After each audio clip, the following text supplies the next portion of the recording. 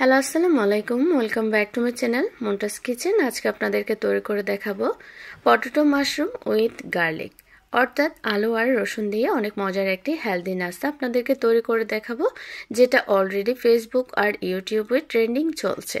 তো ভাবছি আমিও আপনাদের সাথে শেয়ার করি, চলুন দেখা যাক।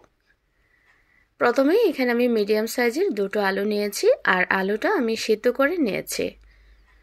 এখন এরকম একটা গ্রেটারের সাহায্যে আলুগুলো আমি গ্রেট করে নেব। আর গ্রেটারের সাহায্যে গ্রেট করে নিলে আলুগুলো খুব স্মুথ হয় এবং এর মধ্যে কোনো দানাভাব থাকার সম্ভাবনা থাকে না।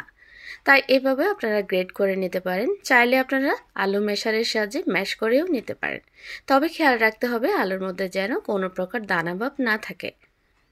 তো আমি এখানে আলুগুলো গ্রেট করে নিয়েছি। এখন আলুগুলো আমি মথে নেব।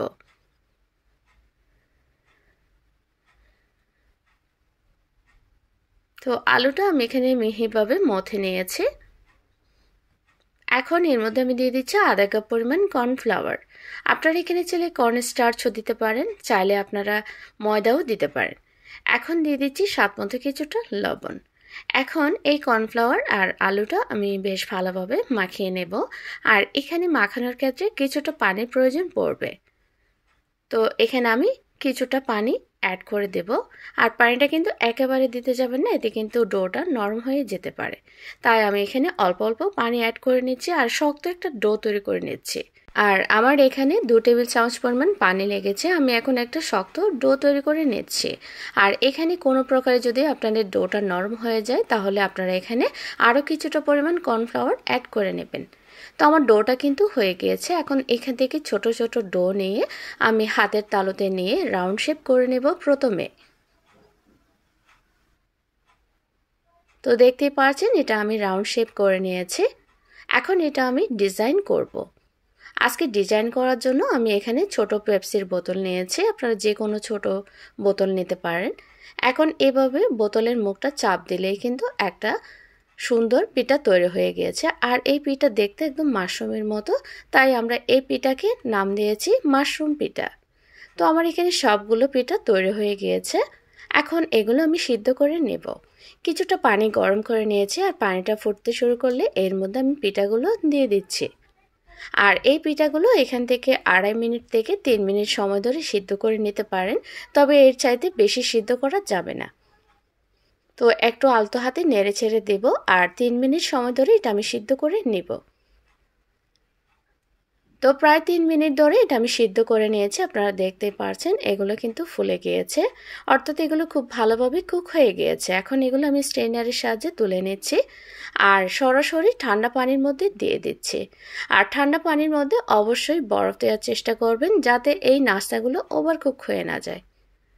আর এখানে আমি এগুলো 1 মিনিট সময় ধরে রেখেছি। এখন এগুলোও আমি তুলে নিচ্ছি আর একটা প্লেটে রেখে দিচ্ছি। এখন ফাইনালি আমরা নাস্তাটা তৈরি করব। একটা প্যানে দিয়ে দিচ্ছি 2 টেবিল চামচ পরিমাণ রান্নার রেগুলার তেল। তেলটা গরম হয়ে আসলে আমি এর মধ্যে কিছুটা রসুন কুচি দিয়ে দিলাম। রসুনটা জাস্ট আমি 30 সেকেন্ড ভেজে নেব। তবে এই পর্যায়ে চুলার আঁচ কিন্তু একদম লোতে রাখতে হবে, তা না হলে রসুনগুলো কিন্তু পুড়ে যাবে। আর এখানে তেলের পরিবর্তে আপনারা চাইলে বাটারও দিতে পারেন। এখন দিয়ে দিচ্ছি 1 টেবিল চামচ পরিমাণ টমেটো সস। টমেটো সস দিয়ে আমি রসুনটা খুব ভালোভাবে মিশিয়ে নিচ্ছি। আর দিয়ে দিচ্ছি 1 টেবিল চামচ পরিমাণ সয়া সস। দিয়ে দিচ্ছি 1 টেবিল চামচ পরিমাণ লাল মরিচের গুঁড়া। দিয়ে দিচ্ছি কিছুটা লবণ। লবণটা একটু বুঝে শুনে অ্যাড করবেন, কারণ এখানে আমরা সয়া সস অ্যাড করেছি এবং টমেটো সসেও কিন্তু লবণ থাকে। এখন সব কিছু একটু মিশিয়ে নিলাম। আর এখন দিয়ে দিচ্ছি 1 চামচ পরিমাণ চিনি। দিয়ে দিচ্ছি 1 টুকরো লেবুর রস। এখানে চিনি আর লেবুর রসটা স্বাদে কিন্তু ব্যালেন্স নিয়ে আসবে, এটা অবশ্যই দেওয়ার চেষ্টা করবেন। দিয়ে দিলাম ধনেপাতা কুচি আর দিয়ে দিচ্ছি ঠান্ডা করে রাখা মাশরুম পিঠা। এখন এগুলো আমি মশলার সাথে খুব ভালোভাবে মিশিয়ে নিচ্ছি। আর এই নাস্তা এতটা মজার, আপনার বাসায় ট্রাই করলে কিন্তু বুঝতে পারবেন। আর অনেক বেশি হেলদি, কোনো প্রকার তেলে ভাজা ছাড়াই এই পিঠা আপনারা বাসায় তৈরি করতে পারেন। খুব কম সময়ে এটা তৈরি করা যায়। তো আশা করি আপনাদের কাছে এই ভিডিওটি অবশ্যই ভালো লেগেছে। ভালো লাগলে অবশ্যই লাইক দেবেন এবং ফ্রেন্ডস এন্ড ফ্যামিলির সাথে শেয়ার করবেন। আর আমার নিত্যদিনের রেসিপিগুলো দেখার জন্য অবশ্যই চ্যানেলটি সাবস্ক্রাইব করবেন এবং পেজে লাইক দিয়ে ফলো করবেন। সবাই ভালো থাকবেন, আমার জন্য দোয়া করবেন। আল্লাহ হাফেজ।